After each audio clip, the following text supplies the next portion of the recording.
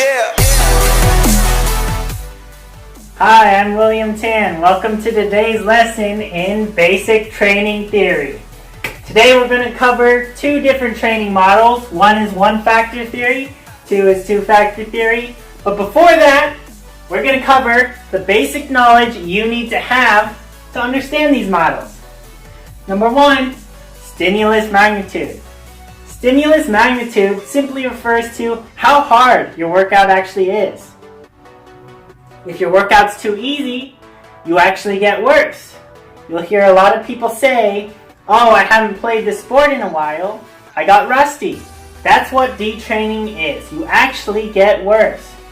Now, if we have a stimulus magnitude that's not too high, but not too low, we actually hit a maintenance phase. Maintenance simply means we're not getting better, but we're not getting worse either. What we want to do for the best training program is have a stimulus magnitude that's actually high enough to incur what we call adaptation. Adaptation means we take a workout and we actually improve from doing that workout. We get better. 2, accommodation. Accommodation is the concept that if we do the same workout, the same training program, every day, every single year, we're going to get diminishing returns. Now this happens because the body actually accommodates to external stimuli. So if you're not doing more work, you're not going to get the same great results you saw when you first did your training program. 3, specificity. Specificity refers to how well one exercise is going to help you improve another exercise. For example, if we take the deadlift, for example, and we want to do a stiff leg deadlift to improve our regular deadlift, we're going to have a high specificity because a stiff leg deadlift is very similar in the joint angle and movement pattern of the regular deadlift. And joint angle is very important because if we were to take an exercise that's not quite so similar to the exercise we want to improve, say we want to do a leg extension to improve our squat, we can have a high joint angle on the leg extension, but we won't see as much improvement on our squat as if we chose a low joint angle for our leg extension. That's because in a squat we tend to see, because of that high range of motion, we have a low joint angle at the bottom. So to accommodate for that large range of motion, you have to have a large range of motion on your leg extension. 4, this is where things get complicated, and this is where a lot of trainers don't want to work on. Just simply it's too hard. They don't want to spend that time to figure out the individualization for their athlete. This is probably one of the most important parts though, because every single athlete is different. Smaller athletes and athletes that are beginners aren't going to be able to do as much work as larger, more advanced athletes. This is because beginners just simply can't do as much training as an elite athlete would, as you would see in the Olympics. Actually, you'll see that elite athletes tend to do 10 to 12 times more work than a beginner training for around half a year. And that's actually an interesting concept because if you want to improve, you actually have to do more work. If you're able to handle more work, you're actually going to be more athletic. Next, we'll be going over these two theories and how we'll implement these 4 concepts into our theories. Now that we're done covering the basic knowledge, we're going to be going over one-factor theory and two-factor theory. One-factor theory has previously been used for the past few decades, but it doesn't have much evidence to support it, even though it's popular, which is why we don't use it anymore. but it's good to cover it because we'll gain a good historical background for how we can think about our training. For one factor theory, we have a given workout that incurs depletion. And you can think of this as fatigue. You get tired from your workout, you actually get worse. The next phase is restitution. Restitution is where we actually recover from that fatigue. We get back to where we were when we first started the workout. Our next step is supercompensation. Supercompensation is where we actually increase the amount of metabolic compounds in our body and perform much better than when we first started. There's not much evidence for that actually working though, especially for ATP. ATP doesn't actually vary much whether you train or not. But what it does work for is glycogen storages.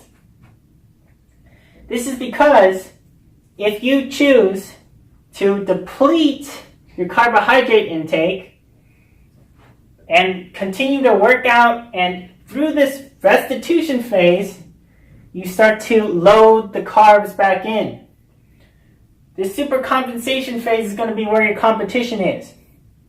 If you load those carbs back in right before your competition, you're going to experience supercompensation. You're going to perform much better and have much more glycogen than when you previously had. And this is going to work better than if you didn't carb load. But for most cases, two-factor theory is going to be much more comprehensive and much better. Now let me explain two-factor theory. It's called two-factor theory because we have two factors. One's fitness, one's fatigue. Every time you work out, you're going to incur fitness and you're going to incur fatigue. Fitness is generally going to be much less than fatigue during the first occurrence at time t0. And that results in a curve called preparedness. At time t0, your preparedness is going to drop. That's because you actually get worse when you work out.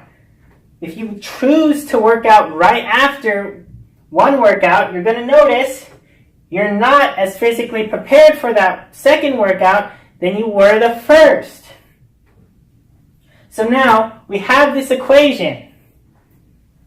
Preparedness equals P0 plus P1 to the negative K1T minus P2 to the negative K2T. P0 refers to how physically prepared you are initially, before you went into the workout. This is, in a sense, a gauge of how athletic you are as an athlete. P1 refers to how much fitness did you gain from that workout. Of course, that's going to be less than P2, which is how much fatigue you incurred from your workout. T refers to time, and negative K1 refers to the curvature of the fitness graph right here. Negative K2 refers to the curvature of the fatigue curve right here. And what you're typically going to see is that K2 and K1 have to be adjusted based on this concept, individualization. It has to be individualized towards the athlete. If you're a larger athlete, you're going to be going through heavy workouts. That means you're going to incur a lot of fatigue, but you're going to incur a lot of fitness. How's this going to affect how you program your training routine? If you're a larger athlete, you're going to have to allow for a longer time period before you hit that preparedness apex.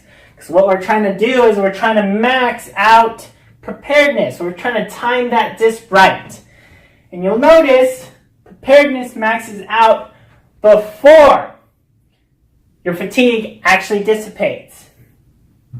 So if you're going to do a training program, you're going to want to start your next workout before you feel fully recovered.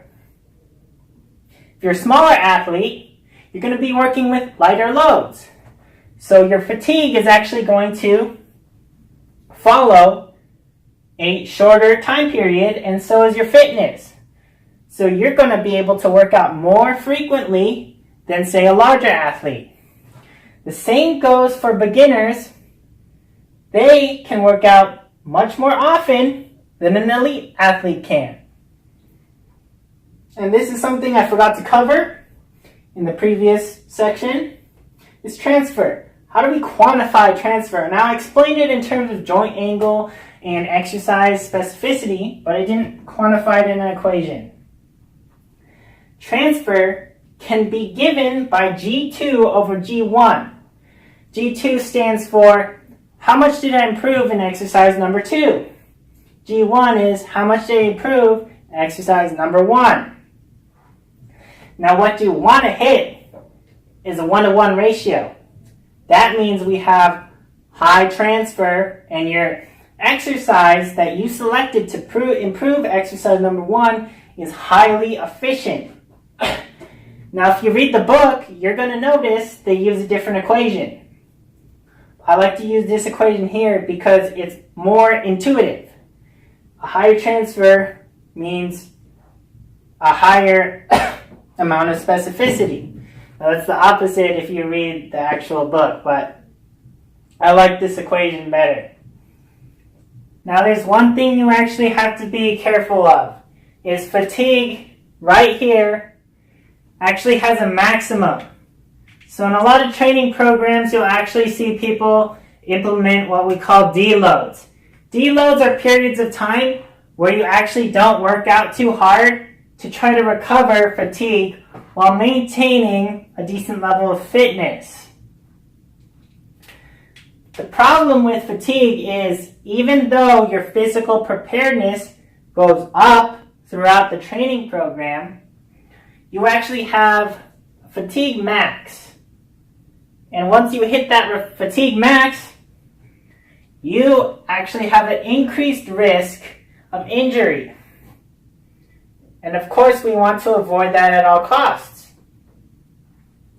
So, after, say, generally a 3 to 4 week period, depending on how hard you're actually training and also given on factors of individualization, you want to do a deload period. Of course, we'll cover that in later lessons, but it's good to know that preparedness and fatigue have their limits.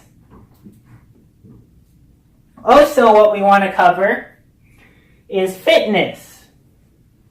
Fitness doesn't actually approach 0 at all times.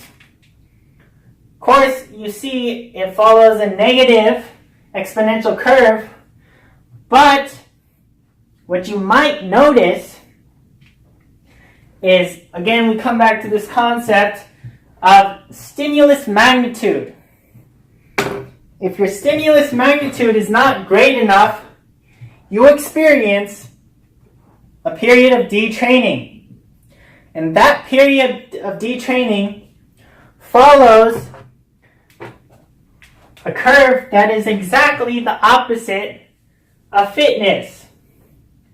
You'll see that curve start to drop off here, and very sharply actually.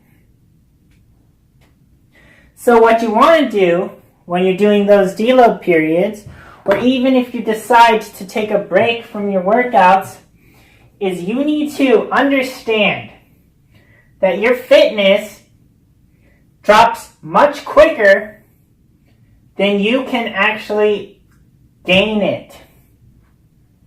Now this might sound very daunting, very scary at first, but it's okay, because if you were to recover your fitness again, you actually have muscle memory. And muscle memory is going to help you recover that fitness at a much faster rate than you first incurred it. These are some factors to consider when you're doing your programming, and some factors to consider when you're taking breaks. But next week, we're going to cover sports-specific training. And if you have any questions, post them in the comment section below. Thank you for watching. I'll see you next week.